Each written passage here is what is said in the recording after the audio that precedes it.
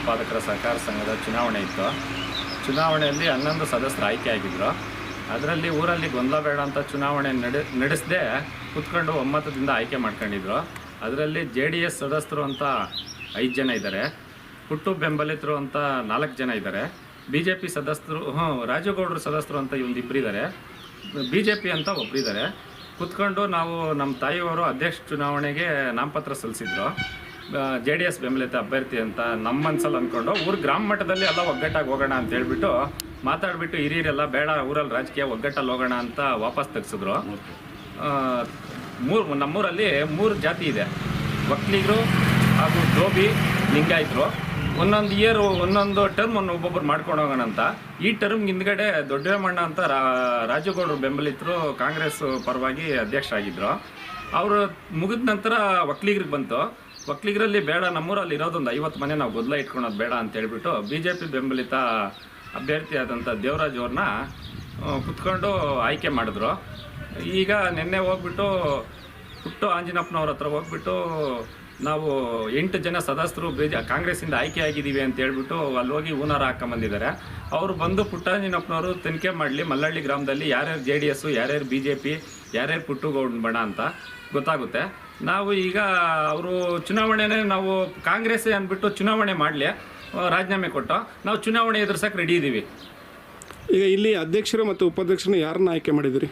ಈಗ BJP ಬೆಂಬಲಿತ ದೇವರಾಜ್ ಅಂತ, JDS ಬೆಂಬಲಿತ ಅಭ್ಯರ್ಥಿ ಮಂಜುಳಾ ರೂಪೇಶ್ ಅಂತ ಉಪಾಧ್ಯಕ್ಷರಾಗಿ.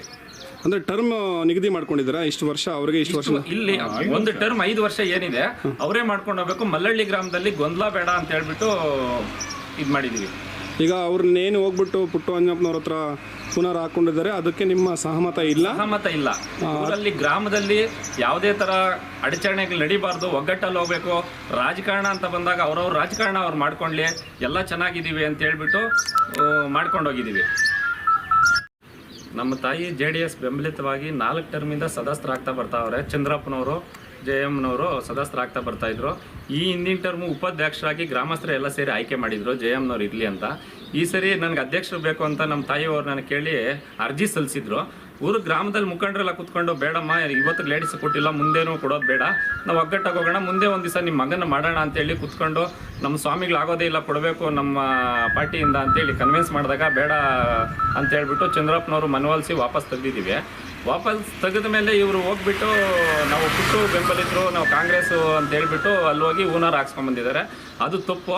ನಾವು ಆ ಥರ ಮಾಡ್ಬೇಕಂತಿದ್ರೆ ನಮ್ಮದು 5 ಜನ ಇದ್ರು, ನಮ್ಮ ಶಾಸಕರ ಹತ್ರ ಕರ್ಕೊಂಡೋಗಿ ನಾವು ಹೂನಾರ ಹಾಕ್ಸ್ಕೊಂಬರ್ಬೋದಾಗಿತ್ತು. ಇಲ್ಲ ನಮ್ಮ ಶಾಸಕರಿಗೆ ಹಿಂಗೆ ಆಯ್ಕೆ ಆಗಿದ್ದೀವಿ ಅಂತ ಖುಷಿ ಪಟ್ಬಿಟ್ಟು ನಮ್ಮ ಶಾಸಕರು ಬಂದಿಲ್ಲ ಅಂದ್ರೆ ನಮ್ಮ ಮುಖಂಡರು ಬೊಂಕುಮುನಿಯಪ್ಪನವ್ರು ಇದ್ರು, ಉಜ್ಗೂರು ರಾಮಣ್ಣವ್ರು ಇದ್ರು, ಇವತ್ತು ಬಂದು ನಮ್ಗೆ ಸ್ಪಂದಿಸ್ತಾ ಇದ್ರು. ಊರಲ್ಲಿ ರಾಜಕಾರಣ ಬೇಡ ಅಂತ ಹೇಳ್ಬಿಟ್ಟು ಇದು ಮಾಡಿದ್ದಾರೆ. ಜನಕ್ಕೆ ಗೊತ್ತು ಏನು ಮಾಡ್ತಾ ಇದ್ದಾರೆ ಶಾಸಕರು, ತಾಲೂಕಲ್ಲಿ ಏನು ಬಿಡ್ತಾ ಇದ್ದಾರೆ ಅಂತ. ಇವತ್ತು ಸಾಮಾನ್ಯ ಕಾರ್ಯಕರ್ತರು ಹೋದ್ರು ಕೂಡ ನಮ್ಮ ಶಾಸಕರು ಏನಪ್ಪ ನೀನು ಬಂದಿರೋದು, ಏನು ನಿನ್ನ ಕೆಲಸ, ನಿನ್ನ ಮುಖಂಡರನ್ನ ಕರ್ಕೊಂಬ, ಅವ್ರನ್ನ ಕರ್ಕೊಂಬ ಅಂತ ಕೇಳಲ್ಲ, ಸ್ಪಂದಿಸ್ತಾ ಇದ್ದಾರೆ. ಇವತ್ತು ಮಲ್ಲಹಳ್ಳಿ ಗ್ರಾಮದಲ್ಲಿ ಇಲ್ದಿದ್ದು ಸೃಷ್ಟಿ ಮಾಡಿಬಿಟ್ಟು ವಾತಾವರಣ ಸೃಷ್ಟಿ ಮಾಡ್ತಾ ಇದ್ದಾರೆ. ಮಲ್ಲಹಳ್ಳಿ ಗ್ರಾಮದಲ್ಲಿ ಚುನಾವಣೆ ನಡೆಸಿಬಿಟ್ಟು 8 ಜನ ಕಾಂಗ್ರೆಸ್ ಅಭ್ಯರ್ಥಿ ಪುಟ್ಟು ಅಂಜನಪ್ಪನ ಬಣ ಅಂದ್ಬಿಟ್ಟು ಮೇಲ್ಕೈ ಸಾಧಿಸಿದೀವಿ ಅಂತ ಹಾಕ್ಕೊಂಡಿದ್ದಾರೆ.